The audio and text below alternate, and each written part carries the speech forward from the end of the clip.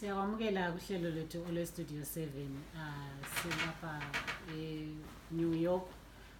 Ngibe lethuba elihle lokuhlangana loNkosazana. Igama lakho eligcweleyo njalo ukuthi uzalelwe ngapi, wakhulela ngapi, waya ngapi esikole ngamafitshane. Igama lami nguTeresa Dangwa, ngazalelwa eMpilo koBulawayo. Ngakhulela eHarare leChinoi. Ngahamba isikole eHarare Polytech, ngahamba isikole eLondon, and then ngabuya ngapha. Yeah. Uthe usungapha, ususebenza, usutholile umsebenzi. Wenzani ke ukuthi ukhangele ekhaya lapho vele khona ukuze uncedise njengoba umumo wezinto vele waqalisa ukugugudeka ngabo 1990 labo 2000 khona lapho. Sengike ngasebenza ngakhangela ekhaya, ngabona umkhuhlane weHIV ukhanya zathi wawubamba abantwana, especially abantwana amankazana. So ngaqasa ukudinga amankazana ababe affectwa ngomkhuhlane kulabantu becabanga ukuthi nxa bengalala lamankazana umkhuhlane lo uyalapheka.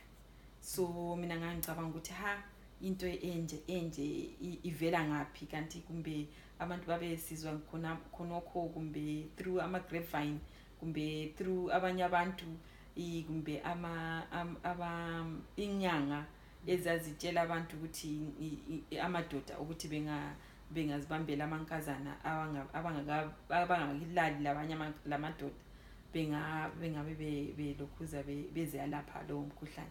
So ngagcina sengidinga amankazana nalawo indaba zamankazana lezo sesiphonga uqalisa ukubuya nje empilweni yami through abantu bangikhaya abanawami labo bhuti bami abasekhaya. Amantombazana la eleminyaka emingaki bedlwengula njalo kumbe njalo besiwa emacansini besenziwa abesifazane? Abanye bangikhona omncane wangikhona wayele 9 years, and then abanye bangikhona vele babese ku secondary.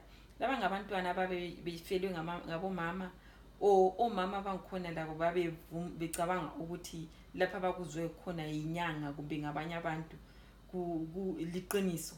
Beyenze besithi abanye abantwana bebentshela ukuthi umama nguye wathi mina ngihlala amacansi lo baba, ngoba wayeza ukuthi babefisithi umama wayesithi akanti awufuni ukuthi babephole, awufuni ukuthi babehambe ebiyele emsebenzini, ungahlala amacansi lo baba, ubaba uzaphola.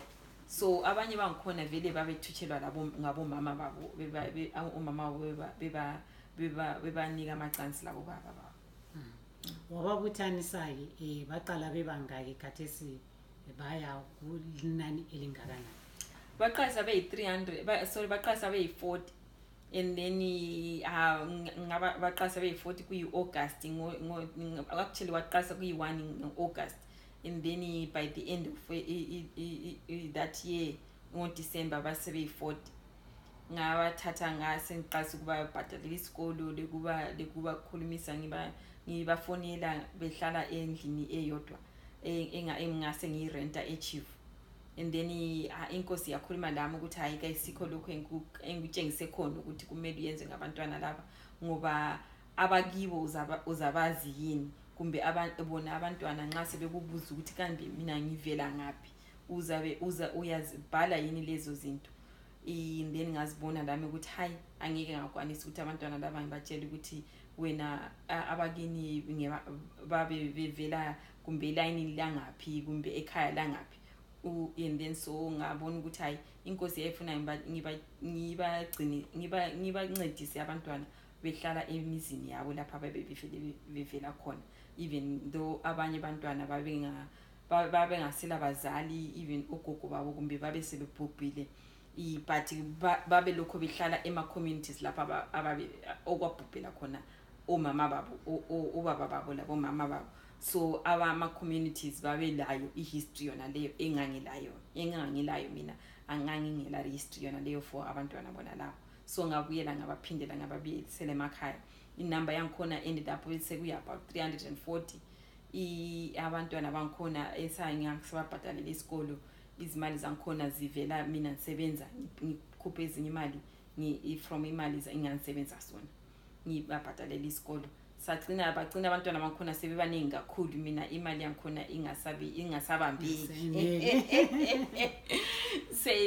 seyilutshwana inidi ikhula. So ngagcina sengikhuluma labantu labo DEO ababe khona at that time ngaba laba sakhulumisana nokuthi ngibe ngidinga ama donations ngapha amabhuku ngoba ngambonile lapho ukuthi abantwana bakhona even babe hamba esikolo but esikolo kwangikhona babe ngelamabhuku amabhuku eclassini amabhuku ehamba lawo ngikhaya kwakungela ama libraries kwakungela ama chalk sibili ukuthi uteacher ebhalise ku blackboard ayengekho. So ngagcina ngilokhuza ngikhuluma nabo ukuthi ngiyakwanisa ukuletha i-container eyama supplies instead yokuthi mina ngibhadalele abantwana 340 bechiya abantwana bami bengena isikolo in exchange of i-container yona leyo. So ngaqalisa ukuhamba esikolo lapha engangihlala khona duzane lapha engangihlala khona ngaqalisa ukudinga isikolo ngisiya ezazi lahla amabhuku ngithatha amabhuku ona lawa ababe walahla besimba lama volunteers ababe bencedisa ukufaka ukupackage ama-books lawa inama-boxes and bema marker nxa kuyikuthi leli lewa ngamabhuku esikhiwa awe grade 3 befaka ama-notes nalawo outside the box ukwenzela ukuthi nxa sekufika ekhaya nxa sekudistributwa kuhle.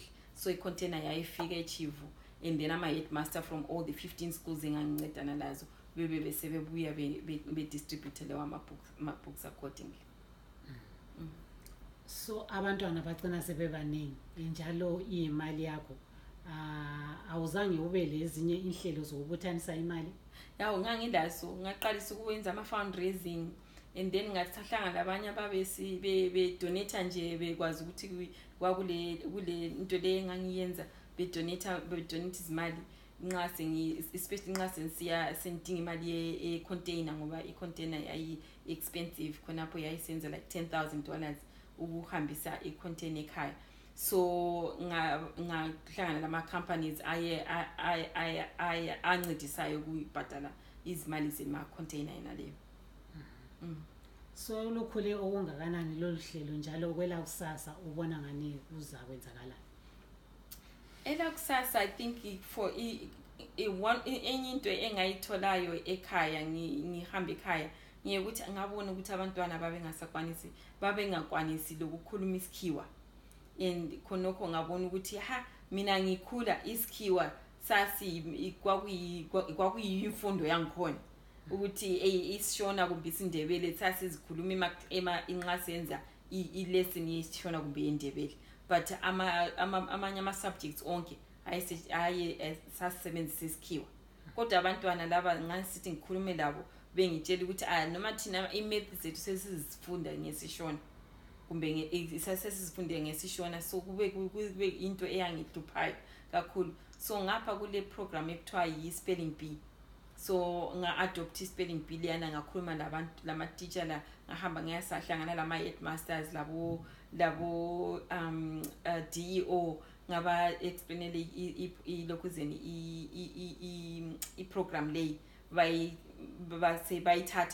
bayithatha kuhle sibili and then saba le competition eyabantwana in 15 schools babuya sabuthana sabanika ama-certificates of attendance sabanika ama-ribbon abantwana and then abawinile sabanika ama-vouchers ekubhadala i-school fees. Then isikolo ezabe ezilabantwana abaningi phakathi kwe-competition isikolo zangikhona labo sabanika ama-awards. Yeah. Inkuthazo bani ongayipha kulabo abangaba laso isifiso sokuthi balincedise kuDangwa initiative? Kaningi abantu becabanga ukuthi ngincedise kufunakala imali. Sometimes it's not about imali kuphela.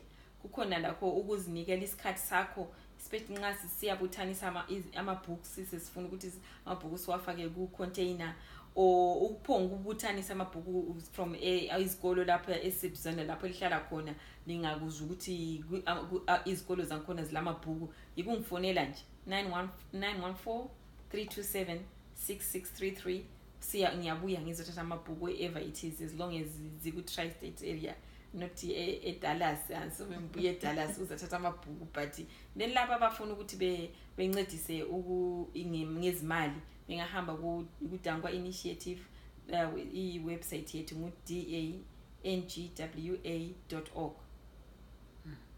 Sezwa kuthiwa walimala khathesi kunzima okungakanani ukuthi uncedise inhlelo zakho zona lezo soziqalisile? Hayi kunzima but at the same time uyaphonga uzitshela la ukuthi hayi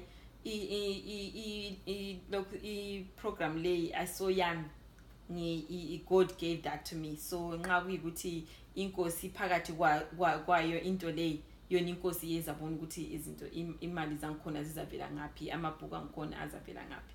So mina ngiyaphonga uyenza engikwanisayo and then lapho engaphelela khona la inkosi iyathatha from there. Ayisibongile kakhulu.